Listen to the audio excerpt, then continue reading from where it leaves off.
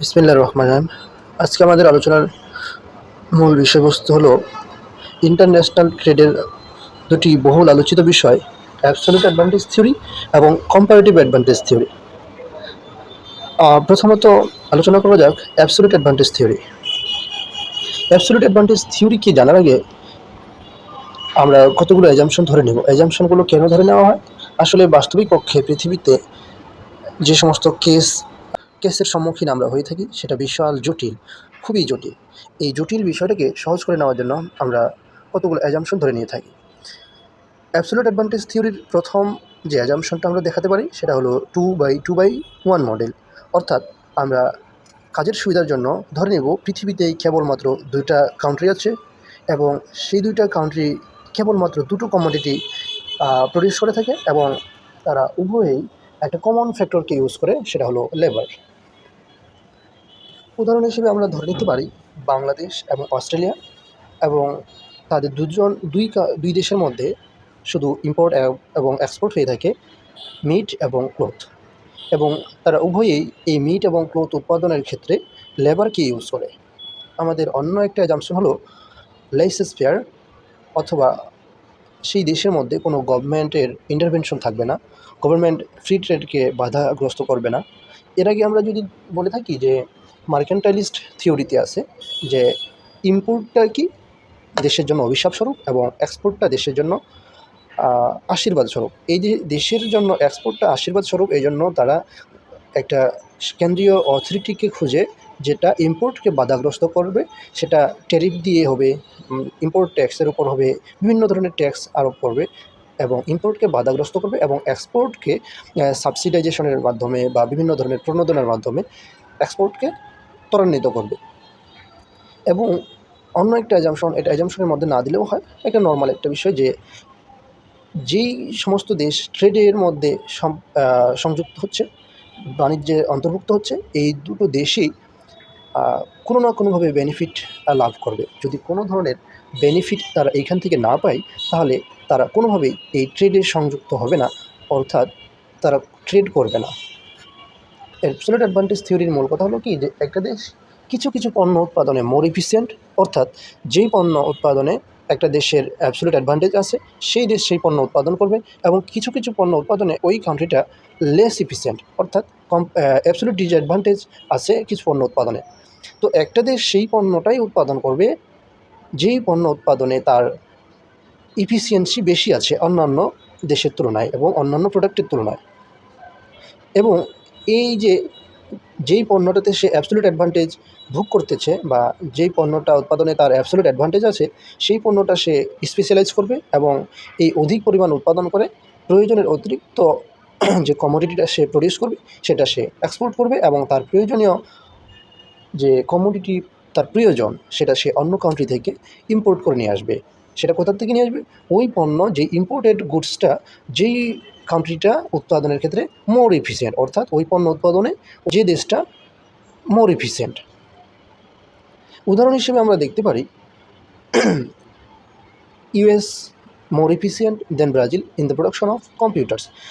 US ব্রাজিলের থেকে computer উৎপাদনে মোর এফিসিয়েন্ট, অর্থাৎ ইউএসের অ্যাবসলিউট অ্যাডভান্টেজ আছে কম্পিউটার উৎপাদনে, এবং ব্রাজিলের অ্যাবসলিউট অ্যাডভান্টেজ আছে কোথায়? যে কফি উৎপাদনে। কফি উৎপাদনে ব্রাজিল মোর এফিসিয়েন্ট, কম্পিউটার উৎপাদনে ইউএস মোর এফিসিয়েন্ট। তাহলে ইউএস কী করবে? স্পেশালাইজ করবে কম্পিউটার প্রোডাকশনের ক্ষেত্রে, সে স্পেশালাইজেশনের মাধ্যমে বেশি পরিমাণে কম্পিউটার উৎপাদন করবে এবং এক্সপোর্ট করবে কোথায়? এক্সপোর্ট করবে ব্রাজিলে। এবং ব্রাজিল কী করবে? তার অ্যাবসলিউট অ্যাডভান্টেজ আছে কফি উৎপাদনে, সে কফি উৎপাদনে স্পেশালাইজেশন করবে, স্পেশালাইজেশনের মাধ্যমে বেশি পরিমাণে কফি উৎপাদন করে প্রয়োজনের অতিরিক্ত কফিটা সে এক্সপোর্ট করবে। এখানে একটা টেবিল দেখা যাচ্ছে, এই টেবিলে দুটো দেশ আছে, একটা ইউনাইটেড স্টেট অফ আমেরিকা আর একটা হলো ইউনাইটেড কিংডম। আমরা এর আগে অ্যাজাম্পশনে দেখেছিলাম যে দুটো দেশ থাকবে। আমরা উদাহরণস্বরূপ দুটো দেশকে নিয়েছি, একটা হলো আমেরিকা আর একটা হলো যুক্তরাজ্য। এই দুটো দেশেই দুটো পণ্য উৎপাদন করে থাকে, একটা হলো গম আর একটা হলো কাপড়। এবং এদের সেম ফ্যাক্টর হলো লেবার। প্রথমে যদি আমরা দেখে থাকি যে আমেরিকাতে গম উৎপাদনের ক্ষেত্রে যদি দেখি যে 1 ইউনিট লেবার 6 ইউনিট গম উৎপাদন করে আমেরিকায় এবং 1 ইউনিট লেবার 1 ইউনিট গম উৎপাদন করে যুক্তরাজ্যে। এখানে আমরা দেখতে পাচ্ছি ইউএসএ একটা লেবার 6 ইউনিট গম উৎপাদন করে এবং ইউকেতে 1 ইউনিট লেবার 1 ইউনিট গম উৎপাদন করে। তাহলে 1 ইউনিট লেবার যদি ইউএসএ 6 ইউনিট গম উৎপাদন করে এবং 1 ইউনিট লেবার যদি ইউকেতে 1 ইউনিটই গম উৎপাদন করে না, তাহলে আমরা নিঃসন্দেহে বলতে পারি যে গম উৎপাদনের ক্ষেত্রে ইউএসএ মোর ইফিসিয়েন্ট, অর্থাৎ গম উৎপাদনে অ্যাবসোলিউট অ্যাডভান্টেজ আছে ইউএসএর। অন্য ক্ষেত্রে আরেকটা বিষয় হলো কি, যে ক্লথ উৎপাদনের ক্ষেত্রে ইউএসএ 1 ইউনিট লেবার দিয়ে 4 ইউনিট ক্লথ উৎপাদন করে এবং এই যে 4 ইউনিট ক্লথ উৎপাদন করে, এবং ইউকে 1 ইউনিট লেবার দিয়ে 5 ইউনিট ক্লথ উৎপাদন করে। তাহলে সেম পরিমাণ লেবার দিয়ে ইউকে বেশি পরিমাণে ক্লথ উৎপাদন করতেছে, তার মানে ইউকে ক্লথ উৎপাদনে মোর ইফিসিয়েন্ট কম্পেয়ার টু ইউএস, অর্থাৎ ইউকের অ্যাবসোলিউট অ্যাডভান্টেজ আছে ক্লথ উৎপাদনে। তাহলে ইউকে কী করবে, স্পেশালাইজেশন করবে ক্লথ উৎপাদনে এবং প্রয়োজনের অতিরিক্ত ক্লথ সে কোথায় এক্সপোর্ট করবে, ইউএসএতে করবে। এবং ইউএসএর কম্পারেটিভ অ্যাবসোলিউট অ্যাডভান্টেজ কোথায় আছে, অ্যাবসোলিউট অ্যাডভান্টেজ আছে এই যে গম উৎপাদনে। তাহলে সে গম উৎপাদনে স্পেশালাইজেশন করবে এবং প্রয়োজনের অতিরিক্ত গম সে কোথায় পাঠিয়ে দিবে, এই যে ইউকেতে পাঠিয়ে দিবে। এবার আমরা দেখি যে ধরে নাও ট্রেডের একটা পূর্বের অবস্থা আছে, ট্রেডের একটা পরের অবস্থা আছে। এই যে ট্রেডের পূর্ব অবস্থাটা হলো প্রি ট্রেড অথবা অটার্কিক সিচুয়েশন অথবা in the absence of international trade, এবং আরেকটা সিচুয়েশন হলো কি পোস্ট ট্রেড সিচুয়েশন। আমরা ইন অটার্কিক সিচুয়েশনটা যদি দেখি তাহলে কি দেখা যায়, যে ইউএসএতে 6 ইউনিট গমের বিপরীতে তৈরি করা যায় 4 ইউনিট ক্লথ 1 ইউনিট লেবার ব্যবহার করে। অর্থাৎ আমরা এইখানে দেখাতে পারি এই লাইনটা যে ইন অটার্কিক সিচুয়েশন 6 ইউনিট গম সমান সমান 4 ইউনিট ক্লথ। তাহলে দেখা যাচ্ছে 3 ইউনিট গম সমান সমান 2 ইউনিট ক্লথ। এটা তো নর্মাল ক্যালকুলেশন। এরপরে আমরা দেখাতে পারি 1 ইউনিট হুইট অথবা গমের প্রাইস হলো বা সমান সমান 2/3 ইউনিট ক্লথ, অর্থাৎ 0.67 ইউনিট ক্লথ। এটা হলো ইউএসএতে 1 ইউনিট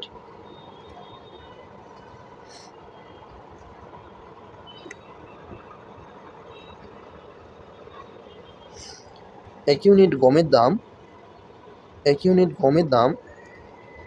2/3 ইউনিট ক্লথ অথবা 0.67 ইউনিট ক্লথ। কোথায়, ইউএসএতে। অপরপক্ষে দেখা যাচ্ছে যে 1 ইউনিট গমের বিপরীতে 1 ইউনিট লেবার দিয়েই 5 ইউনিট কাপড় তৈরি করতে পারে ইউকেতে। তাহলে কোন পণ্যটা কোথায় বেশি দামি, কোথায় বেশি সস্তা, এটা আমরা নিঃসন্দেহে আইডেন্টিফাই করে ফেলতে পারবো। যে 1 ইউনিট গমের দাম যখন 0.67 ইউনিট ক্লথ আর 1 ইউনিট গমের দাম যখন 5 ইউনিট ক্লথ, তার মানে নিঃসন্দেহে বুঝতে পারতেছি যে গম সস্তা এই যে ইউএসএতে। অর্থাৎ ইউএসএ কী করবে, যদি স্পেশালাইজেশন করে গম উৎপাদনে, তাহলে সে সস্তায় গম উৎপাদন করে যদি বাইরে এক্সপোর্ট করে বেশি পরিমাণে বেশি দাম পাবে বাইরের বাজারে। আর ইউএসএ এর যেহেতু দাম কম এবং ইউকেতে যেহেতু দাম বেশি, তাহলে ইউকের উচিত হবে এই বেশি দামি জিনিসটা উৎপাদন করে ইউএসএ থেকে ইম্পোর্ট করে নিয়ে আসা।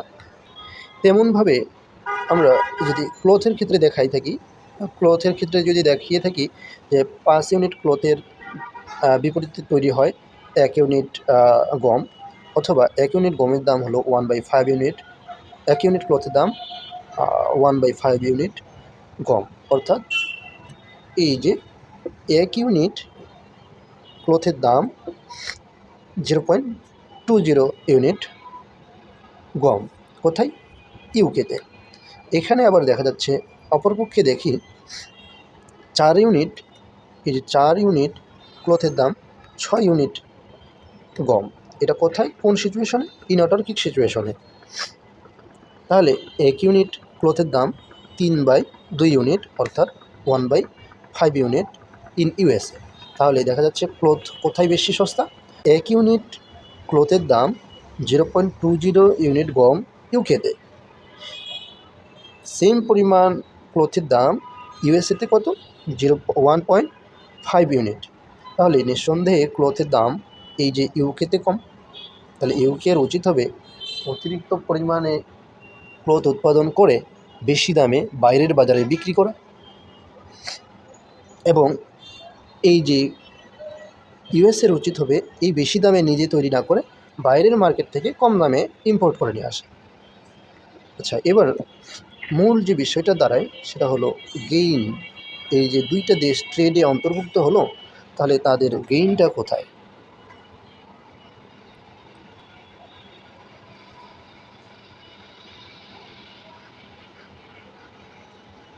এখন প্রশ্ন হলো, এই যে ট্রেড হলো, এর আগের আমরা ট্রেডের আগের সিচুয়েশন দেখলাম কোথায় বেশি দাম, কোথায় কম দাম।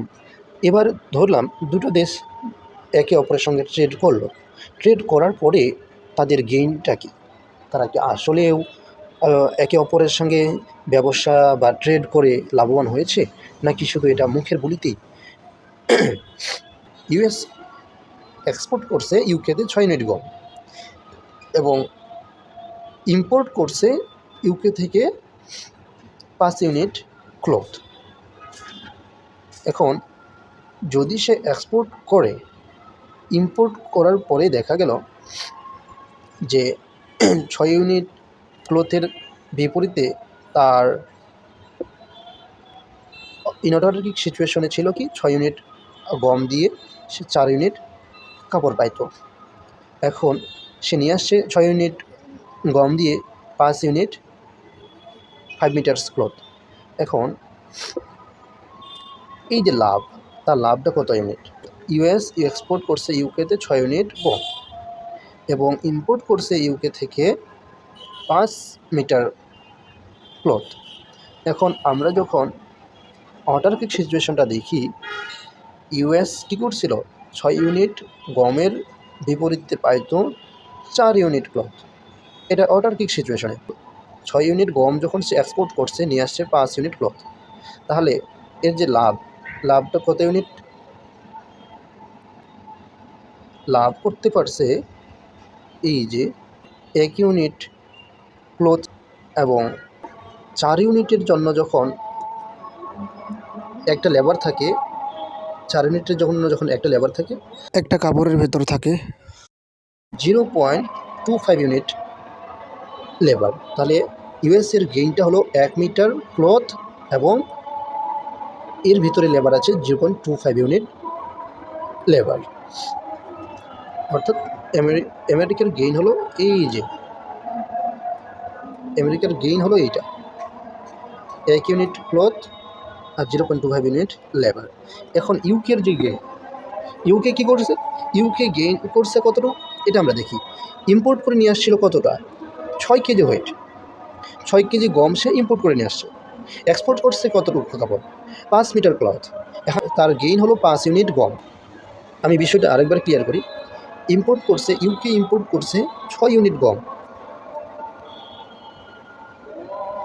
ইউকে ইম্পোর্ট করছে 6 ইউনিট গম এবং এক্সপোর্ট করছে কত ইউনিট কাপড়? 5 ইউনিট কাপড়। তাহলে তার লাভ কত ইউনিট গম? এই যে 5 ইউনিট গম। কেন? আগে যখন সে ট্রেডে যুক্ত হয় নাই, লিপ্ত হয় নাই, তখন সে 5 ইউনিট কাপড়ের বিপরীতে তৈরি করতে পারত মাত্র 1 ইউনিট গম। এখন 5 ইউনিট কাপড় যখন সে বিক্রি করছে, তার বিপরীতে ইউএসএ থেকে নিয়ে আসতে পারছে 6 ইউনিট গম। তাহলে 5 ইউনিট কাপড়ের দাম দিয়ে 1 ইউনিট গম না তৈরি করে 6 ইউনিট সে কী করে নিয়ে আসতে পারছে? এই 6 ইউনিট সে ইম্পোর্ট করে নিয়ে আসতে পারছে। তাহলে 6 মাইনাস 1, এই যে এই 1,